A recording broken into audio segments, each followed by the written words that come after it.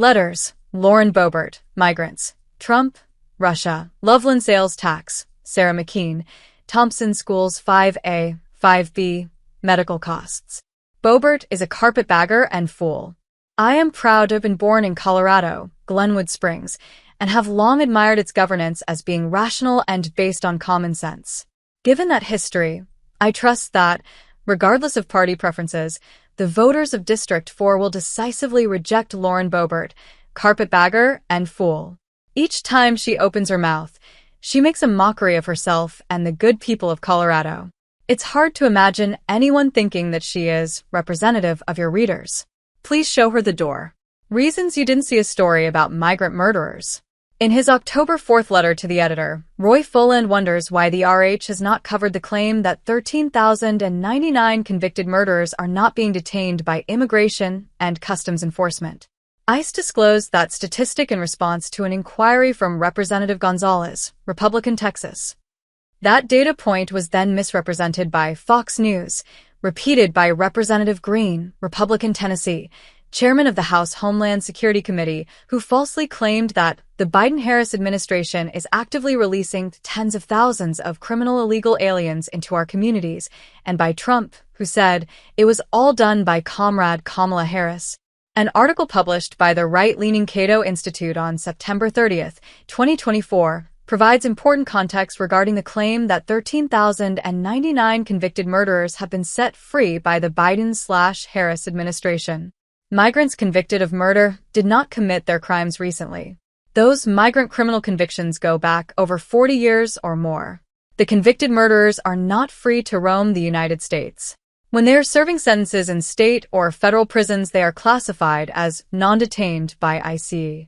After they serve their sentences, the government transfers them to ICE for removal from the United States.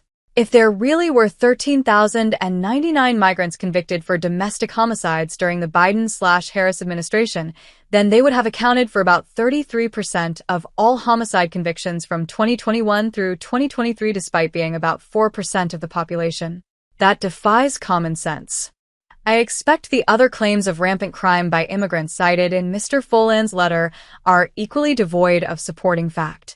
It would be a disservice to its readers if the RH published every false claim issued by Fox News and repeated by Trump and his supporters without verification. Writer repeated Trump's lies about Russian election interference. Russian election interference is not a hoax as stated in Saturday's letter. It is very real. To say such is either deceitful or ignorant. Either way, it is unpatriotic to minimize and deny interference in our elections from a dictator like Putin. I am surprised the RH allows this dangerous lie that it is a hoax to be published. Strange that the author is disturbed by immigrants coming to America, but then seems just fine with minimizing the fact that a foreign dictator tries to decide our elections for us. Trump literally asked for Russian election assistance in public in July 2016. There is an entire section of the Mueller report, written by Trump's own Justice Department, that details Russian collaboration with the Trump campaign. Russian election interference is undeniably true. So please stop repeating Trump's lies that it is a hoax. One candidate stands against the Russian dictator. The other is a convicted felon who has already collaborated with Putin and owes more than $500 million for his convictions in American courts. Where will Trump get that money? Do you really believe he puts America first over his own interests? There is only one patriotic choice for America. Do the right thing. Vote yes 1 penny tax. Loveland residents will be asked this November to raise our sales tax by 1 measly penny for every $1 we spend.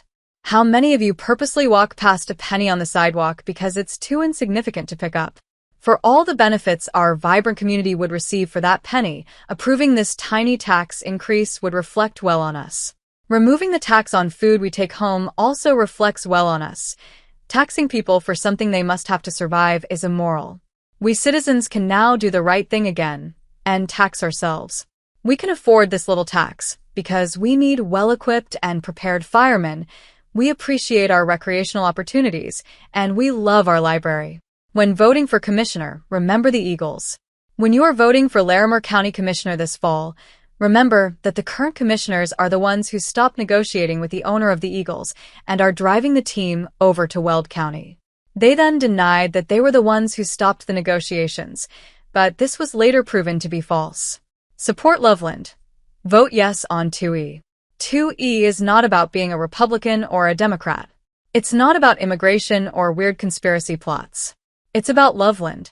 If you have young kids or you've invested in property here, or you like the Chilson, the parks and trails, the library, the events hosted by the city, then it's in your best interest to vote yes on 2E. Loveland lost the revenue source that funds these services when we voted in 2023 to eliminate the sales tax on food for home consumption.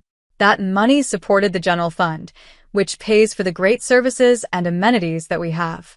This is how our neighboring towns support their services. There is no hidden money or bad practice.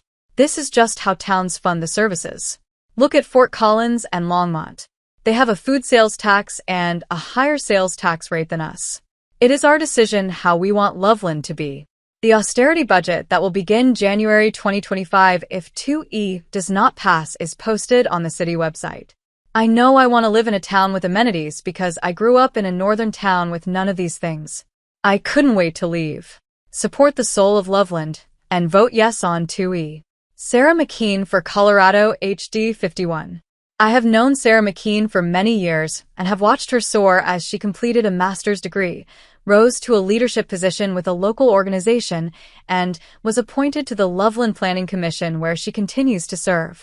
Sarah is the perfect candidate to represent you and me in the state legislature. She is bright, informed, knowledgeable, compassionate, skilled at communication and team building, and selfless in her desire to do the best work possible for HD51 and Colorado. Sarah's priorities include affordable housing, health care including mental health and education. Learn more at Sarah's website www.mckeenforcolorado.com. Please consider a vote for Sarah McKeen. To register to vote or update your registration, visit govotecolorado.com or visit a vote center right up through November 5th. Secure election drop boxes are located outside the Loveland Library, Habitat Store, and county buildings. Let's invest in education. Yes on 5A, 5B. This year, ballot measures 5A and 5B represent a crucial opportunity for us to invest in the future of our local schools. As a parent of 4 children who have attended Thompson schools, I've witnessed firsthand the pressing need for repairs and upgrades. This bond will benefit all the schools in the Thompson School District. The success of the 2018 bond shows what we can achieve when we pass bonds and mill levy overrides for our local schools. Initially approved for $149 million, it was managed so well that it provided nearly $200 million in upgrades. Every project was completed, and many additional projects were completed. By voting in favor of 5A and 5B, we can ensure that all our schools throughout the district receive the attention they deserve. These upgrades will not only enhance the learning environment, but also prepare our schools to meet future demands. A very exciting piece of the money will go for more expansive career and technical education. Let's invest in our children's education and support a thriving community. Congress should pass fair and cite acts. Healthcare in Colorado is rapidly changing, and with the growth of greedy corporate hospital systems, patients are footing the bill. This happened where I grew up in Summit County, and I see it happening across the state.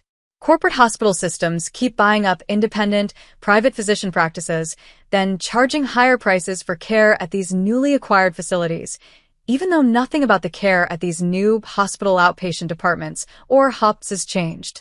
It's a significant problem. In 2024, nearly 78%, https://tinyurl.com/3kf4emx2 of physician practices were owned by corporate hospital systems, resulting in an average 14%, https://pubmed, NCBI, and Elm, NIH, gov/297277744. Increase in costs to patients.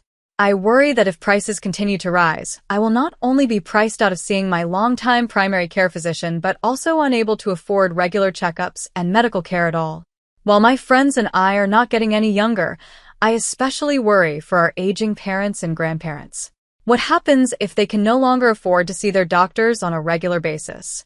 Seniors should not be expected to take such a risk with their health. Our lawmakers have a responsibility to address this crisis. Congress can ensure affordability by passing the FAIR and SITE Acts, which will implement site-neutral payment practices and stop hospitals from unfairly price-gouging patients. Site-neutral legislation is a common-sense way to reduce costs for Coloradans and save billions of federal dollars. I know our elected leaders agree that protecting access to trusted physicians is a critical component of health care. Our access to health care should not be limited because of unfair hospital billing practices. Senators Bennett and Hickenlooper must vote yes to site-neutral legislation.